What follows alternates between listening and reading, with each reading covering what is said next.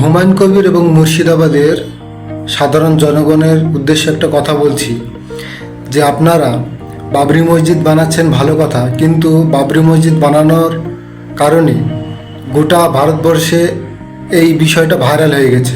বাবরি মসজিদ বানাতে গিয়ে মিডিয়ার সামনে যেসব কথাবার্তা বলছেন সেসব কথাবার্তা একটু ভেবেচিন্তে বলবেন, কারণ এই যে মুর্শিদাবাদ বাবরি মসজিদ হুমায়ুন কবির, এটা পুরো ভারতবর্ষে ভাইরাল হয়ে গেছে।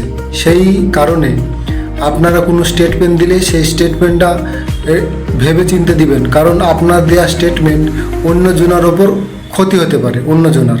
কারণ মুর্শিদাবাদের ছেলেপিলেরা বহুত রাজ্যে কাজ করে, তা দেখে অনেক ভিডিও দেখা যাচ্ছে, তাদেরকে ধরে জিজ্ঞেস করা হচ্ছে যে তোরা বাবরি মসজিদ বানাচ্ছিস, বিভিন্ন রকম প্রশ্ন করছে, মারবে, হ্যান করবে, ত্যান করবে, এরকম অনেক কথা হচ্ছে।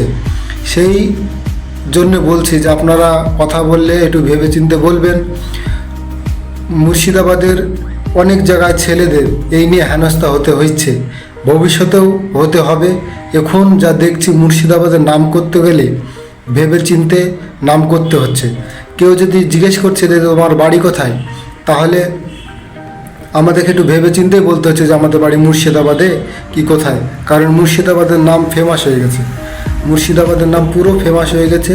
ওরা ভাবছে যে মুর্শিদাবাদে যেসব ছেলেপিলে থাকে, যেসব মুসলিম থাকে, তারা কট্টর, তার ধরে মারে, এই যে বিভিন্ন রকম ওরা ভাবছে। এই হিসাবে বলি, আপনারা যে কোনো কথা বলেন সেই কথাটা করে একটু ভেবে চিন্তে বললে ভালো হয়।